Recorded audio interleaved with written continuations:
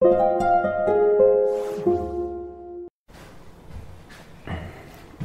देखो, अब हम करने जा रहे हैं कि अगर हम एक आरसी सर्किट की बात करें तो साहब उसमें क्या होता है कि शुरुआत में तो कैपेसिटर के अक्रॉस कोई वोल्टेज ड्रॉप ही नहीं होता है ना। इनिशियल तो पोटेंशियल चूंकि यहाँ भी जीरो लेते हैं और शुरुआत में हम यहाँ भी जीरो लेते हैं और यहाँ भी जीरो हो जाता है।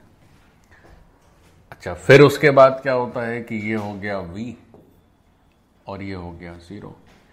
लेकिन धीरे धीरे स्थितियां बदलेंगी। कैसे बदलेंगी? देखो समझो इस बात को।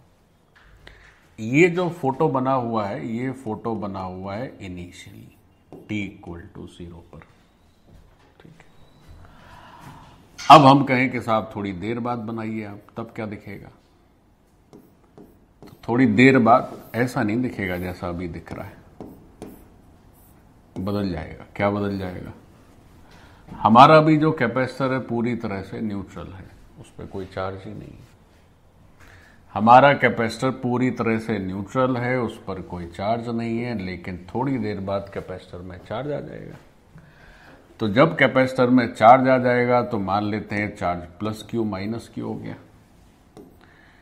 तो फिर क्या होगा बच्चों, समझो। अगर बैटरी का वोल्टेज V है तो इसको जीरो अज्यूम कर लेते हैं, इसको V, ये भी V और ये भी जीरो। तो अब क्या होगा कि हमारे कैपेसिटर के अक्रॉस अब पोटेंशियल ड्रॉप जीरो नहीं रहने वाला है। अब ऐसे समझ लीजिए कि से अगर आप इसको कह देते हैं कुछ लैम्डा कह देते हैं, यहां पर पोटेंशियल ड्रॉप कितना हो गया लैम्डा और यहां पर कितना हो गया V माइनस लैम्डा। देखो ऐसा क्यों कह रहे हैं, इस बात को भी समझो। ऐसा इसलिए कह रहे हैं क्योंकि हमारा जो अगर KVL हम इसमें अप्लाई करें तो इंक्रीज यहां से मान लीजिए चलना चालू किए आप, तो इंक्रीज इन पोटेंशियल V हो गया। फिर इसके अक्रॉस पोटेंशियल ड्रॉप कितना हो गया V माइनस लैम्डा और इसके अक्रॉस पोटेंशियल ड्रॉप कितना हो गया लैम्डा माइनस जीरो। तो ये बच्चों है VR और ये क्या है VC। देखो तो हमारा जो V है वो VR और VC का समेशन होगा कि नहीं होगा हमेशा। VR क्या है, रेजिस्टेंस के अक्रॉस कितना पोटेंशियल ड्रॉप है, और VC क्या है, कैपेसिटर के अक्रॉस कितना पोटेंशियल ड्रॉप है। और ये क्या होगा, लैम्डा तो वेरी करेगा ना समय के साथ साथ। कब तक? जब तक कि स्टेडी स्टेट नहीं आ जाती तब तक वेरी करेगा। तो मान लीजिए कोई यही पूछ दे, अच्छा VR बताओ टाइम के टर्म में क्या लिखोगे, या VC बताइए टाइम के रिस्पेक्ट में आप क्या लिखेंगे, है ना। तो दोनों का फॉर्मूला लिखना है, वोल्टेज अक्रॉस कैपेसिटर और वोल्टेज अक्रॉस रजिस्टर। तो ऐसा कर लेते हैं कि हेडिंग को थोड़ा सा चेंज कर देते हैं। तो वोल्टेज अक्रॉस कैपेसिटर मैंने लिखा हुआ है, ऑब्लिक करके रजिस्टर भी लिख लो। तो हमें VC भी चाहिए और VR भी चाहिए, दोनों चाहिए बच्चों, दोनों लिखेंगे VR और VC। तो एक बात तो ये समझनी पड़ेगी कि ये जो VR और जो VC हैं दोनों ही टाइम डिपेंडेंट हैं। अब इनकी वैल्यूज जरा देख लेते हैं कैसे लिखी जाएंगी। दोनों ही टाइम पर डिपेंडेंट है, इनकी वैल्यूज जरा चेक करते हैं कैसे आएंगी। देखो सीखो बच्चों, ऐसा कर लेते हैं, आधे हिस्से में हम VC, या चलो पहले VC कर लेते हैं फिर बाद में, या पहले VR कर देते हैं फिर VC कर देंगे। तो शुरुआत कर रहे हैं बच्चों VR से, यानी कि रेजिस्टेंस जो है उसके अक्रॉस क्या पोटेंशियल ड्रॉप है। देखो कैसे लिखोगे बच्चों, देखो जरा। जैसे अगर आप VR अगर लिखें तो I इंटू R लिखा जाएगा कि नहीं लिखा जाएगा भाई। किसी भी रेजिस्टेंस के अक्रॉस जो पोटेंशियल ड्रॉप होता है that is I into R। अब I तो का एक्सप्रेशन तो आपको पता ही है टाइम के फॉर्म में, तो वो कितना होता है, तो that is V by R e to the power minus T by RC, ऐसा। और ये हो गया बच्चों हमारा I, और इसको मल्टीप्लाई कर दो आप कैपिटल R में, तो आर से आर कैंसिल।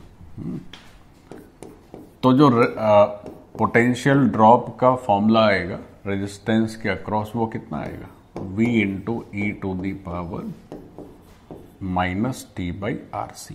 ठीक है, अब देखिए अगर आपको ये याद रहे तो अति उत्तम, ना रहे तो भी अति उत्तम। तो ये बस ध्यान में रखिएगा, I का और Q का बेसिक फॉर्मूला ध्यान में रखिए और फिर V equal to I R करने से भी हो जाएगा। ठीक, और अगर आप याद रख पाते हैं तो जितना आप याद रख पाते हैं उतना अच्छा, और नहीं भी रहेगा तो भी काम आपका चल जाएगा इसमें। ठीक, ऐसे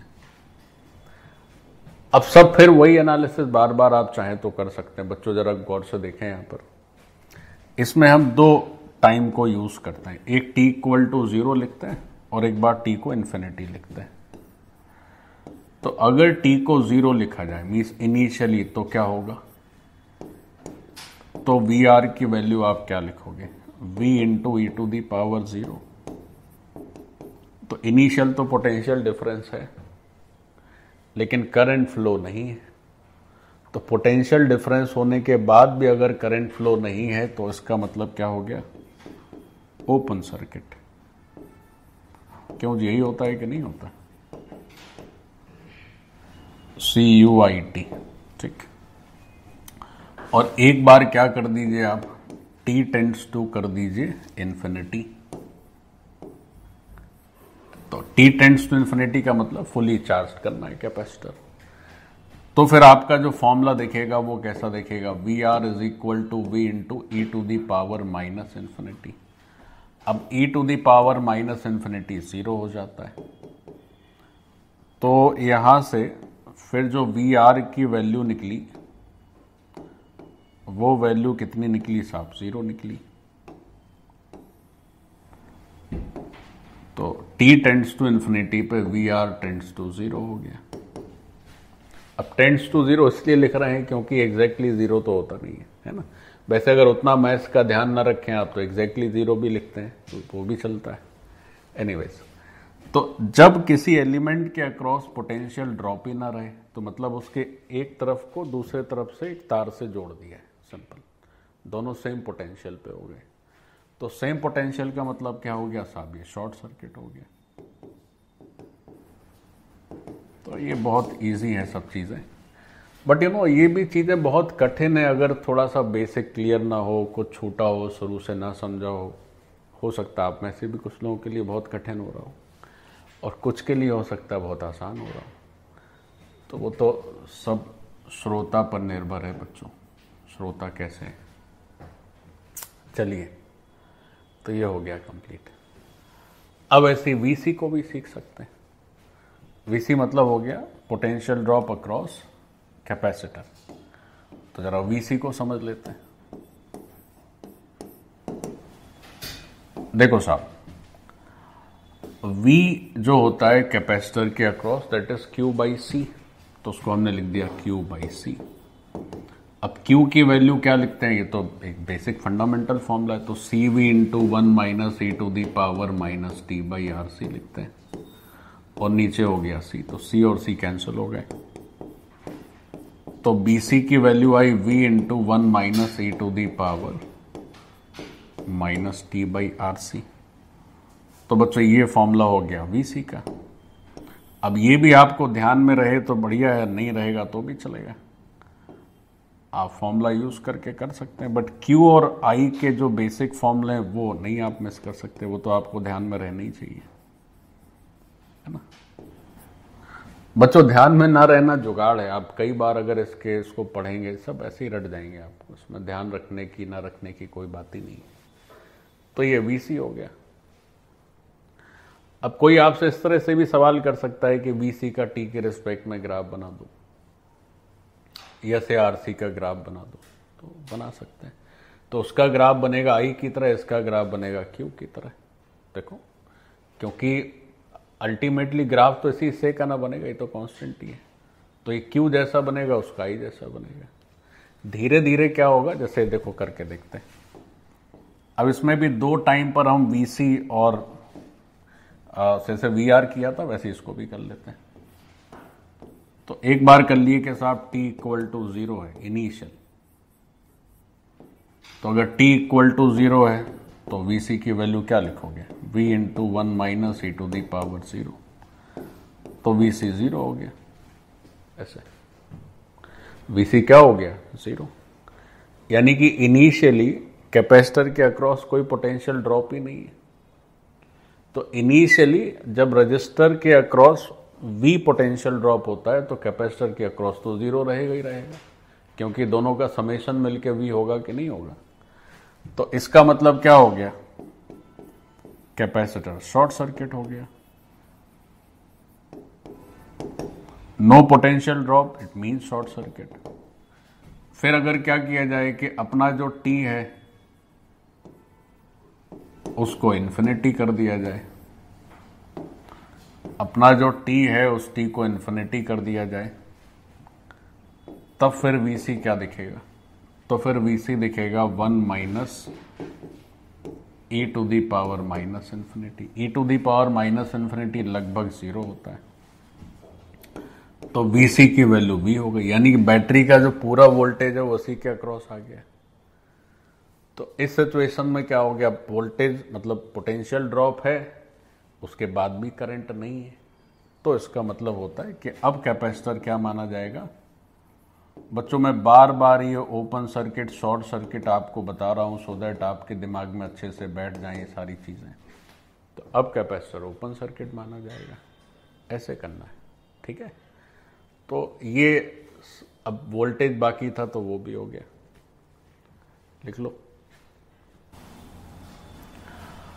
अब देखो इसमें एक आध चीज और भी पूछ सकते हैं, ये पूछ सकते हैं अच्छा एक बात बताइए कि क्या आप कैपेसिटर की एनर्जी लिख सकते हैं in terms of time, time के रिस्पेक्ट में। साहब लिख सकते हैं, कैसे? जैसे कोई यही पूछ दे कि आप बताइए साहब एनर्जी ऑफ कैपेसिटर लिखिए, चलिए आरसी सर्किट में। तो कैपेसिटर की एनर्जी लिखनी है तो वो कितनी हो जाएगी, हाफ CV स्क्वायर या VC स्क्वायर लिख देते हैं। अब बस वैल्यूज रख दीजिए आप, हाफ C तो फिक्स है और VC की वैल्यू क्या आई थी, जो आई थी वो लिख दीजिए, ऊपर ही लिखा हुआ है VC। तो VC क्या हो जाएगा, V into 1 minus e to the power minus T by RC, इसका स्क्वायर। ये पार्ट है VC। थोड़ा सॉल्व कर लीजिए आंसर, ऐसे कर सकते हैं। रजिस्टर से जुड़ा कुछ पूछा जाए तो उसमें भी उसी तरह किया जा सकता है।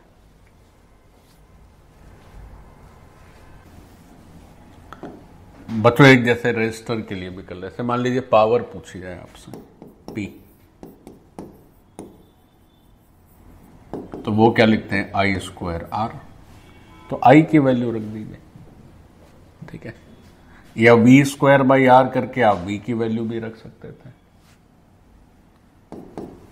तो आप ऐसे भी कर सकते हैं, V R का स्क्वायर बाई R। तो कैसे भी कर लें आप, I की वैल्यू लिख दें या V की वैल्यू लिख दें, तो V स्क्वायर बाई R करके ही कर लें या I स्क्वायर R करके कर लें। तो I क्या हो जाता है, तो I हो जाता है साहब V बाई R, या दूसरे पेन से लिख देते हैं, तो I की वैल्यू लिखते हो V बाई R और e to the power minus T by RC, ये हो गया I। इसका करना है स्क्वायर और इनटू करना है R, ये हो गया आंसर। तो पावर का एक्सप्रेशन हो गया, ठीक। तो मेन सब बात है कि आपको ये सब बेसिक चीजें ध्यान में रहनी चाहिए, I क्या होता है, Q क्या होता है, आप आराम से कर सकते हैं, है ना। या इसको कोई हाफ CV स्क्वायर ना लिखना चाहो तो half Q square by C कर दो, वहां से भी कर सकते हो, you will have the same result. Half Q square by C कर दोगे तब भी वही उत्तर आएगा, तो जैसे चाहे आप वैसे कर सकते हैं। अब तो ये सारा पार्ट हो गया हमारा।